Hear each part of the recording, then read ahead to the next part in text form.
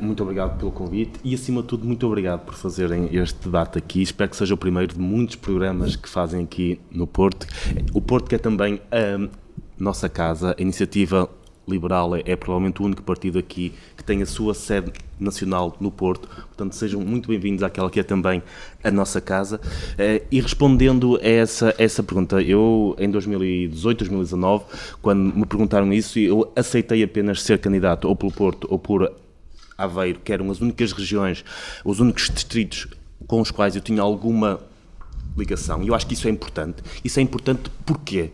É importante porque nós estamos num país extraordinariamente desigual.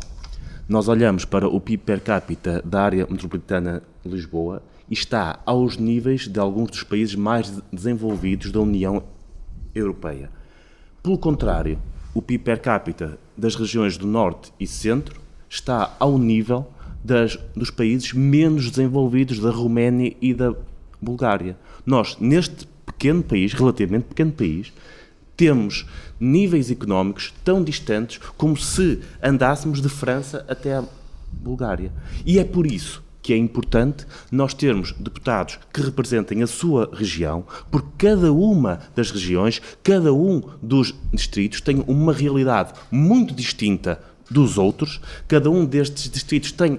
Mesmo a estrutura económica é bastante diferente. Nós temos um norte e um centro do país que vivem de exportações, da sua indústria exportadora, que os empregos, os salários dependem da capacidade do país em ser competitivo, ao contrário do que acontece com a área metropolitana de Lisboa, que vive de consumo interno, que vive muitos serviços públicos.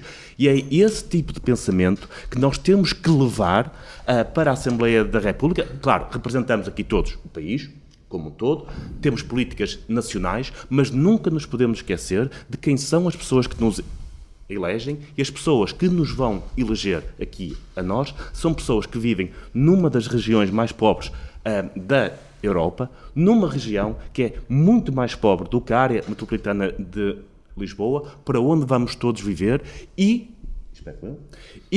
convém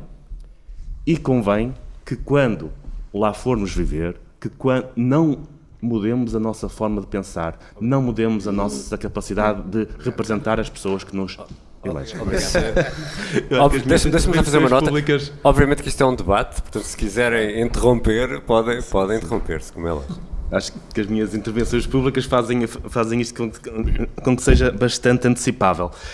A Iniciativa Liberal tem sido contra qualquer tipo de injeção de dinheiro na TAP. Aliás, antes da pandemia, propôs a reprivatização da TAP, o que nos teria poupado bastante, e nenhum partido apoiou a Iniciativa Liberal, apenas a ele aceitou a reprivatização da TAP. Já durante a pandemia, nos primeiros meses da pandemia, quando já se tornava claro que a TAP poderia necessitar de fundos para se manter da forma que estava, apresentou uma proposta para condicionar todas as transferências de verbas para a TAP à aprovação do Parlamento. Foi rejeitada pelo PS, pelo PSD, pelo Bloco de Esquerda, pelo PCP.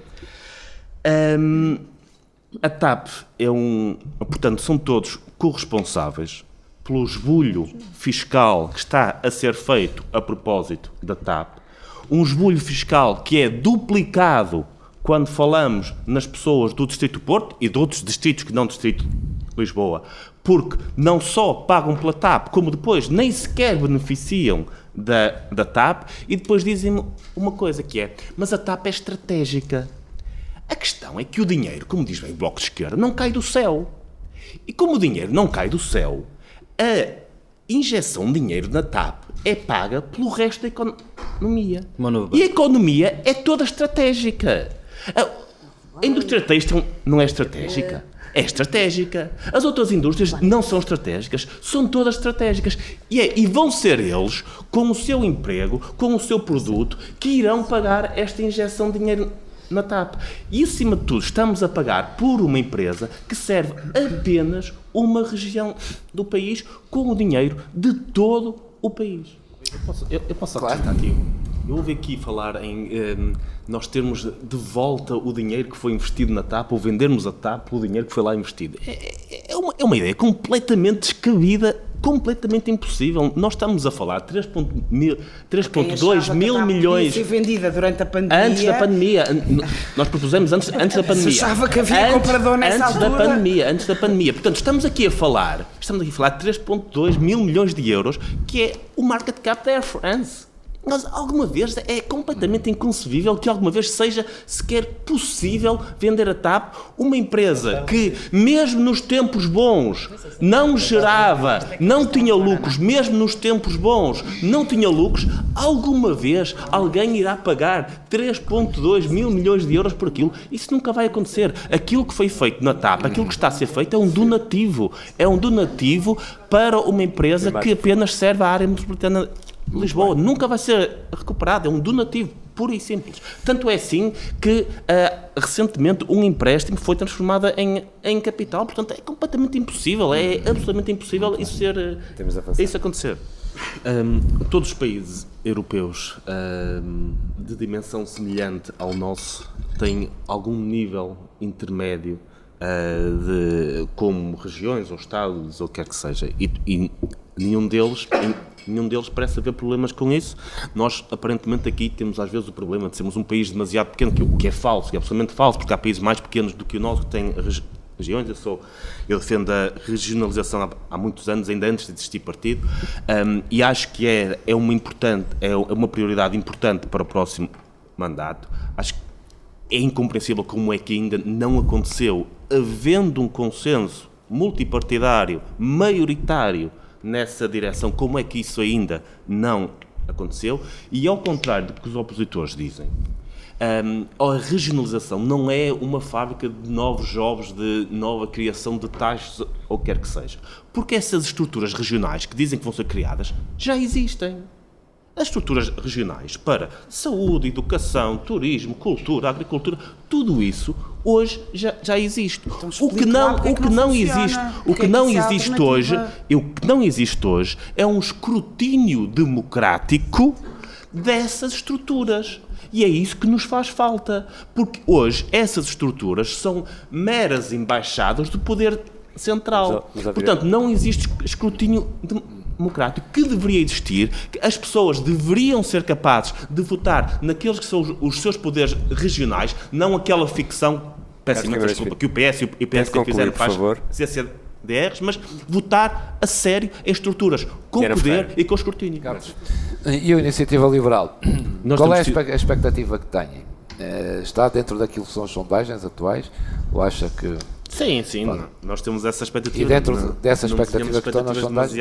Demasiado elevadas, sabemos que isto é uma maratona, mas temos sido muito claros em relação a este tema, que é, mediante um conjunto de condições, nomeadamente uma reforma fiscal que deixe de sobrecarregar os rendimentos do trabalho, mediante uma reforma na administração pública que desburocratize, que permite que o país cresça, mediante uma reforma no sistema de saúde que permita acabar com as filas e melhorar o acesso a cuidados de saúde, sejam eles públicos ou privados, mediante um conjunto de condições, estamos disponíveis para viabilizar um governo e até integrar um governo do PSD.